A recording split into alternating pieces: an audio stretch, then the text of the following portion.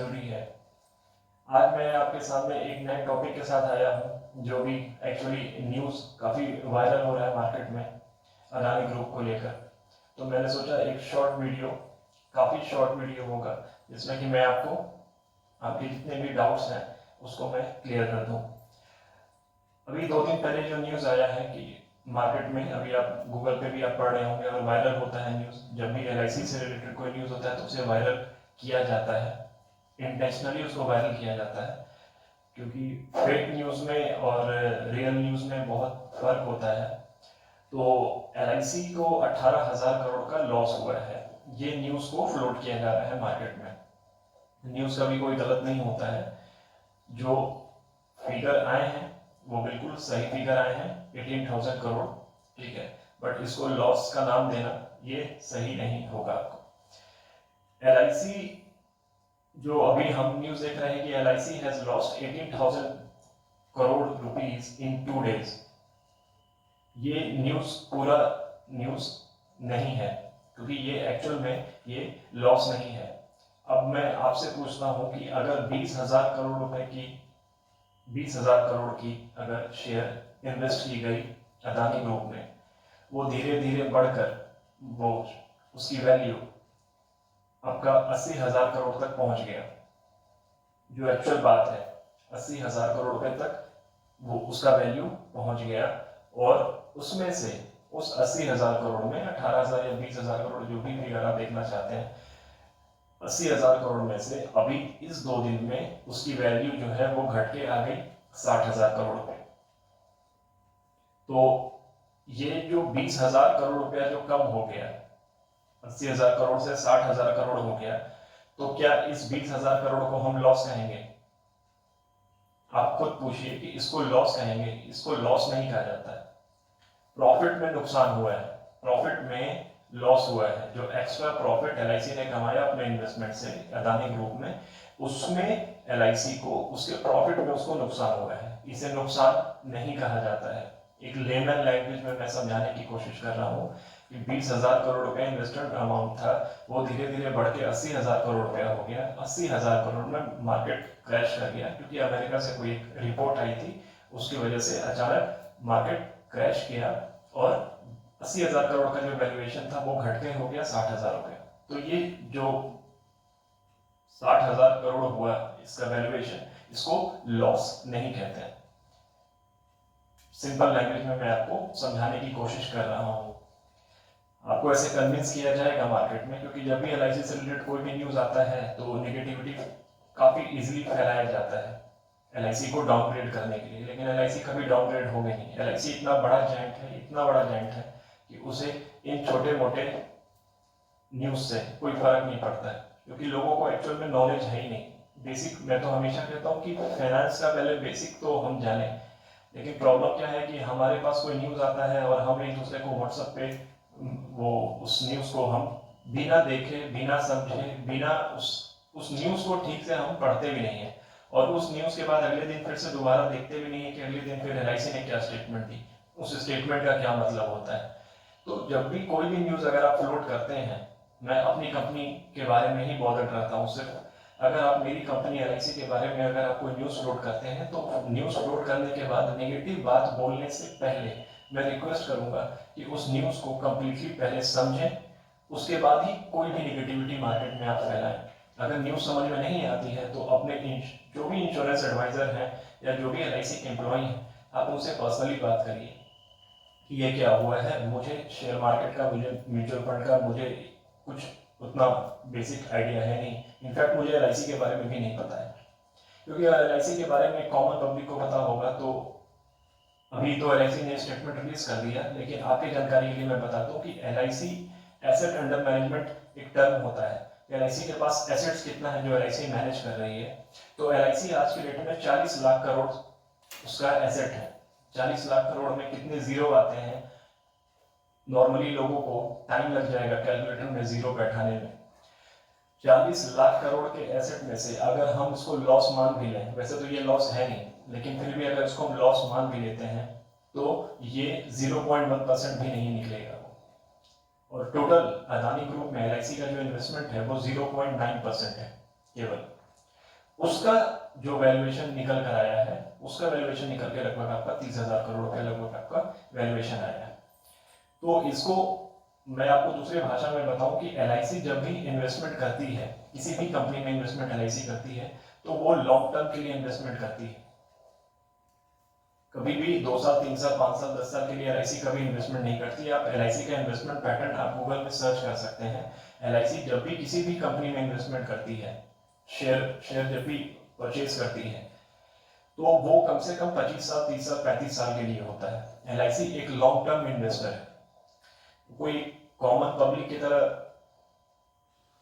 5 साल के लिए 10 साल के लिए उसमें 20% का रिटर्न मिलेगा, 40% का रिटर्न मिलेगा, ये एक नॉर्मल लोगों का ये भाषा है। एलआईसी एक इंस्टीट्यूशन है और बिगेस्ट फाइनेंशियल जाइंट है इंडिया का। एलआईसी से बड़ा कोई फाइनेंस की कंपनी इंडिया में नहीं है। तो वो सोच समझ के इन्वेस्ट करती है कि कहाँ करना है कहाँ नहीं करना है।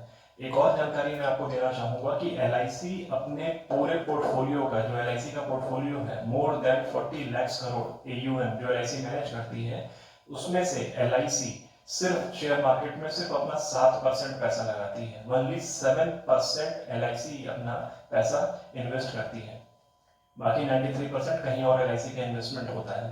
तो ये जानकारी मैं चाह रहा था कि अभी आपको आपके साथ शेयर करूं।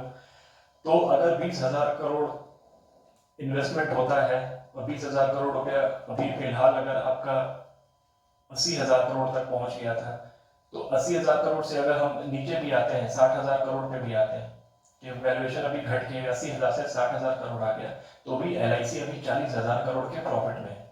ये है रियल न्यूज, ये है रियल डेटा। जिनको ज्यादा आइडिया नहीं है वो भी मेरी बात से रिलेट कर पा रहे होंगे कि अगर हमने 20,000 करोड़ रुपए इनिशियल इन्वेस्टमेंट किया है और अभी उसका वैल्यूएशन है 60,000 करोड़, तो हम 40,000 करोड़ के प्रॉफिट में हैं और न कि हम लॉस में। एलआईसी को कोई भी लॉस नहीं हुआ है।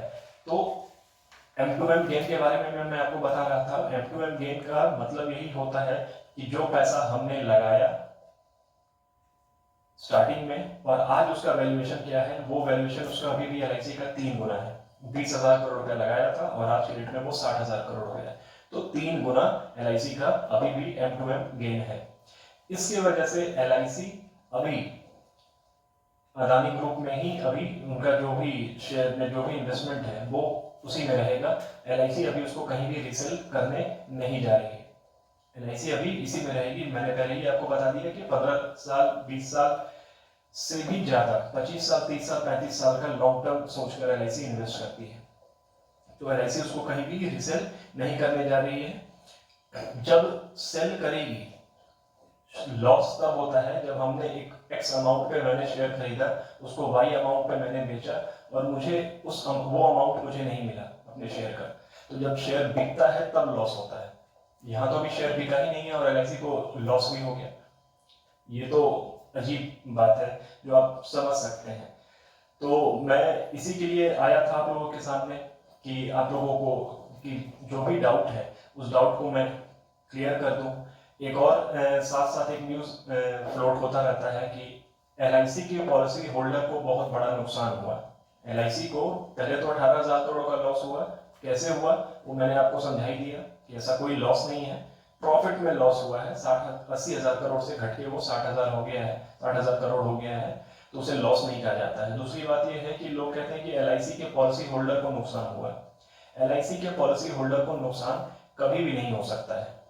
क्यों नहीं हो सकता है? ये बेसिक जानकारी एक लेमन लैंग्वेज में मैं हर किसी को बताना चाहता हूँ अपने यूट्यूब चैनल के माध्यम से कि एलआईसी के पास सॉवरेन गारंटी है जो बाकी किसी भी कंपनी के पास नहीं है, और इसीलिए एलआईसी बेस्ट है, थी, है और हमेशा रहेगी मार्केट में।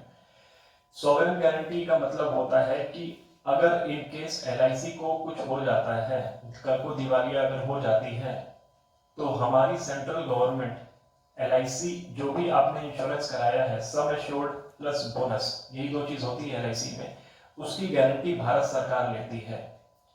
आप गूगल में जाइए, सर्च कीजिए section 37 of LIC act 1956, sovereign guarantee, आपको उसमें एक टर्म मिलेगा, उसके नीचे आप जाकर उसको पढ़ सकते हैं कि सॉवरेन गारंटी होता क्या है। सॉवरेन गारंटी मतलब होता है कि अगर कल को कुछ एलआईसी को कुछ हो जाता है, दिवालिया हो जाती है, जो कभी होने वाला नहीं है, कभी नहीं हो सकता है, लेकिन इनकेस अगर कुछ हो जाता है तो भारत सरकार आपके सम एश्योर्ड का, मतलब आपके बीमा धन का और जो बोनस आपको मिला है वो सारा कुछ भारत सरकार आपको रिटर्न में देगी LIC के बिहाफ में, जो बाकी किसी कंपनी के पास नहीं है सॉवरेन गारंटी। तो पॉलिसी होल्डर का नुकसान कैसे हो गया?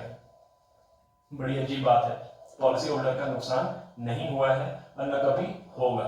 आप सॉवरेन गारंटी के बारे में जाएं, पढ़ें गूगल पे और तथ्य पे बात करें। फेक न्यूज पे ज्यादा बिलीव ना करें, कोई फायदा नहीं है उससे। तथ्य क्या है, फैक्ट क्या है, फैक्ट पे बात करें ज्यादा बेहतर है। फैक्ट और फेक में बहुत फर्क होता है। फैक्ट मैंने आपको आज यहाँ पे बता दिया। तो ये सारा जो अमाउंट है, फिर भी मैं लास्ट बट नॉट लीस्ट में ये बताऊंगा कि ये जो भी अमाउंट आप देख रहे हैं 18,000 करोड़ का जो अमाउंट है, वो LIC के पास इतना बड़ा एसेट बेस है, इतना बड़ा एसेट बेस है कि आप 40, 42, 45 लाख करोड़ की कंपनी का वो 0.1% होगा शायद वो अमाउंट, मुश्किल से वो अमाउंट होगा। तो LIC को कोई बहुत बड़ा लॉस, पहले तो लॉस हुआ नहीं है, और अगर ये लॉस लगता भी है तो LIC के पास इतना बड़ा एसेट बेस है। अभी लाइफ फंड की तो मैंने बात ही नहीं की, वो भी 35 लाख करोड़ का लगभग है। तो फिलहाल अभी मैं एसेट बेस में बात करता हूँ, AUM की बात करता हूँ, तो उसका वो 0.1% हार्डली होगा। तो मेरा वीडियो अभी मैं यहीं पे स्टॉप करता हूँ कि अभी ये बर्निंग टॉपिक है मार्केट का, जो न्यूज़ काफ़ी वायरल है, तो आपको जानकारी मिल गई होगी। कोशिश कीजिए कि इस वीडियो को लाइक कीजिए और शेयर कीजिए ज़्यादा से ज़्यादा लोगों तक, ताकि नेगेटिविटी ना फैले। हम LIC से हैं तो हम आपको सही फैक्ट जानकारी देंगे, हम आपको फेक न्यूज़ नहीं फैलाएंगे, नेगेटिविटी हम नहीं फैलाएंगे, और हम कोई डिफेंड नहीं कर रहे, हम आपको फैक्ट्स बताए हैं जो आप जाके गूगल में सर्च कर सकते हैं। तो मैं आपसे रिक्वेस्ट करूंगा कि मेरे इस वीडियो को ज़्यादा से ज़्यादा लोगों तक फैलाएं और अवेयरनेस फैलाएं कि अभी मार्केट में एक्चुअल में LIC और अदानी के बीच में हुआ क्या है, उनको पता चल सके। Thank you so much friends.